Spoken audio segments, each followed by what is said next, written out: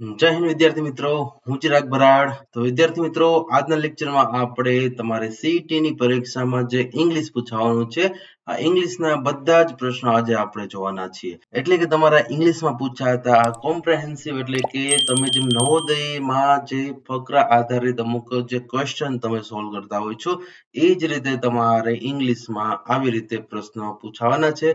એટલે કે વિદ્યાર્થી મિત્રો, આજના લેક્ચર તમારે છેલ્લે સુધી જોવાનો છે. હવે આ લેક્ચરની શરૂઆત કરી તો આપણે જોઈ શકીએ તેમ ગુજરાત શૈક્ષણિક સંશોધન અને તાલીમ પરિષદ GCRT દ્વારા આપને આ PDF આપવામાં આવી છે, જેમાં ધોરણ 6 પ્રવેશ પરીક્ષા માટે અંગ્રેજીની પ્રશ્ન બેંક છે. એટલે કે તમને આમાંથી જ પ્રશ્ન પૂછાવાના છે. આ લેક્ચર તમારે છેલ્લે સુધી જોવો.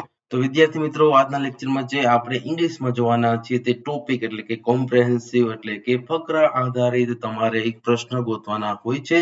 તો વિદ્યાર્થી મિત્રો, જો નીચે આપેલા ફકરા પરથી પ્રશ્નોના જવાબ લખો તો આમાં તમારે ખાસ કાળજી રાખવાની કે કોઈ પણ ફકરો આપેલો હોય તો પહેલા તેને પહેલેથી છેલ્લે સુધી એકવાર વાંચી લો. જો ઘણા વિદ્યાર્થીઓમાં કેવી ભૂલ કરતા હોય, પહેલો પ્રશ્ન વાંચે પછી ફકરામાંથી ગોતે, પછી પાછો બીજો પ્રશ્ન વાંચે પછી પાછો ફકરામાંથી ગોતે.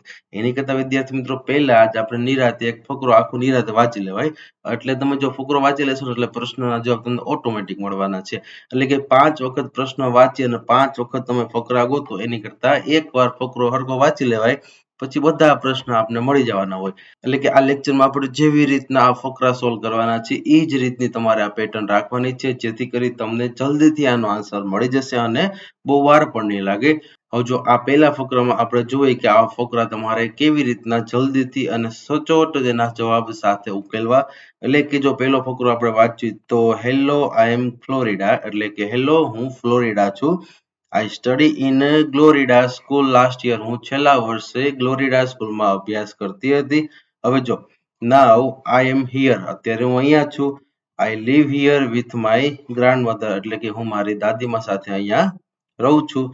My parents are in Florida land. મારા પેરેન્ટ્સ હોરિડા લેન્ડમાં રહે છે. હવે એ જ રીતે જોઈએ તો it is a small town એટલે કે આ જે હોરિડા લેન્ડ છે તે સ્મોલ ટાઉન છે એટલે કે નાનું એવું શહેર છે.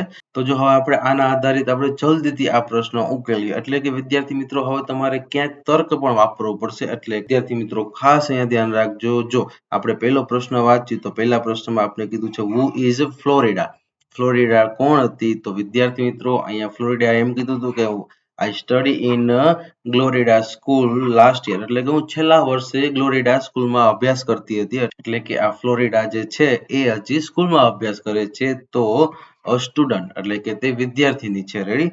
તો એ જ રીતે જોઈએ તો ફ્લોરિડા સ્ટડી ઇન ખાલી જગ્યા સ્કૂલ લાસ્ટ યર. તો ફ્લોરિડા છે તે ગ્લોરીડા સ્કૂલમાં અભ્યાસ કરતી હતી. તે ત્યાં જવાબ આવશે ગ્લોરીડા.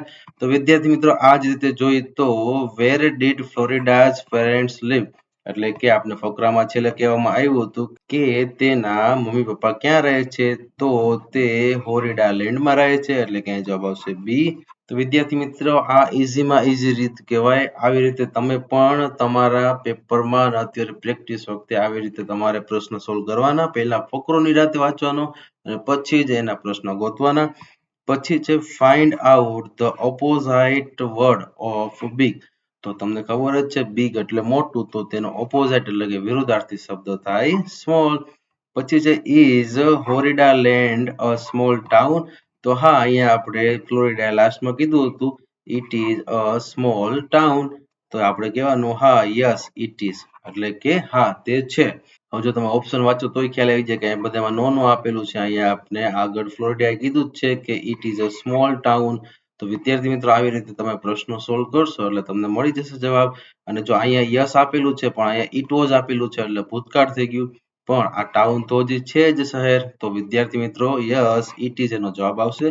તો આવી રીતે જલ્દીથી તમે આ 5 પ્રશ્નોને સોલ્વ કરી શકો છો. વિદ્યાર્થી મિત્રો, ખાસ ધ્યાન રાખવાનું, આપણે જ્યારે પણ આવો નાનો પેરેગ્રાફ આવે તો પહેલા એને સંપૂર્ણ સરખી રીતે વાંચી લેવાનો અને પછી જ એના પ્રશ્નને ઉકેલવાના, જેથી કરી તમારો સમય પણ અહીંયા ઘણો બધો બચે છે. તો વિદ્યાર્થી મિત્રો, ત્યાર પછી આપણે આ બીજા પેરેગ્રાફમાં જોઈ તો એવું કીધું છે કે માલા એન્ડ કાલા આર ફ્રેન્ડ એટલે કે માલા અને કાલા આ બંને ફ્રેન્ડ છે, મિત્રો છે. તે લીવ ટુગેધર તે બંને સાથે રહે છે.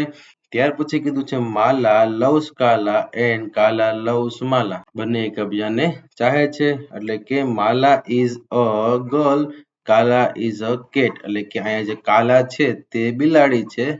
એટલે કે કાલા કેટ છે અને માલા છે તે ગર્લ છે. તો વિદ્યાર્થી મિત્રો આ રીતે પણ તમારે ફકરા વાંચતી વખતે તમારે અહીંયા સમજવાનું, આ રીતે થોડુંક નોટ ડાઉન પણ કરી લેવાનું, જેથી કરી આપણે જ્યારે પ્રશ્ન વાંચીએ ત્યારે આપણે કન્ફ્યુઝન ન થાય. પછી કીધું છે કે કાલા ઓલવેઝ ગેટ્સ અપ early. એટલે કે આ કાલા જે છે કેટ એ સવારે વહેલી ઉઠે છે. પછી કીધું છે કે she comes out from her little bed. તે તેના નાના એવા પથારીમાંથી બહાર આવે છે અને then she walk up Mala too. પછી તે તરત જ માલાની પાસે દોડી આવે છે. એટલે કે આ માલા ગર્લ છે, કાલા અહીંયા કેટ એટલે કે બિલાડી છે. હવે એ રીતે આપણે પ્રશ્ન વાંચીએ તો who get up early. તો અહીંયા આ કેટ હતી એ કેટ અહીંયા આપણે કીધું જ છે કે કાલા ઓલવેઝ ગેટ અપ early. એટલે કે અહીંયા કાલા વહેલી ઉઠે છે. પછી કીધું છે માલા એન્ડ કાલા આર અ ફ્રેન્ડ. આપણે પહેલી જ લીટીમાં કીધેલું છે કે માલા એન્ડ કાલા આર ફ્રેન્ડ. પછી જોઈએ તો કાલા કમ્સ આઉટ ખાલી જગ્યા હર લિટલ બેડ. એટલે કે ફ્રોમ અહીંયા આપણે આવું ચોખ્ખું વાક્ય જ આપેલું છે કે she comes out from her little bed. એટલે કે તે તેની પથારીમાંથી બહાર નીકળે છે અને પછી જે અહીંયા ગર્લ્સમાં જે માલા છે તેની તરફ દોડી આવે છે. પછી જોઈએ તો find out the opposite word of early from the paragraph. એટલે કે અહીંયા અર્લી એટલે કે વહેલા ઉઠવું તેવો અર્થ થાય છે. તો વિદ્યાર્થી મિત્રો અહીંયા આપણે જોઈએ તો લેટ એટલે મોડું, તો અર્લી એટલે કે વહેલા, તો ગેટ એટલે મોડું. તો આવી રીતે તમારે અહીંયા પ્રશ્નને સોલ્વ કરવાના છે. ત્યાર પછી જોઈએ તો what is the name of cat. એટલે કે અહીંયા આપણે જો અહીંયા આપણે લખેલું છે કે કે એટલે કેટ. એટલે કે જે કે ઉપરથી નામ છે તે કેટ છે એટલે કે કાલા.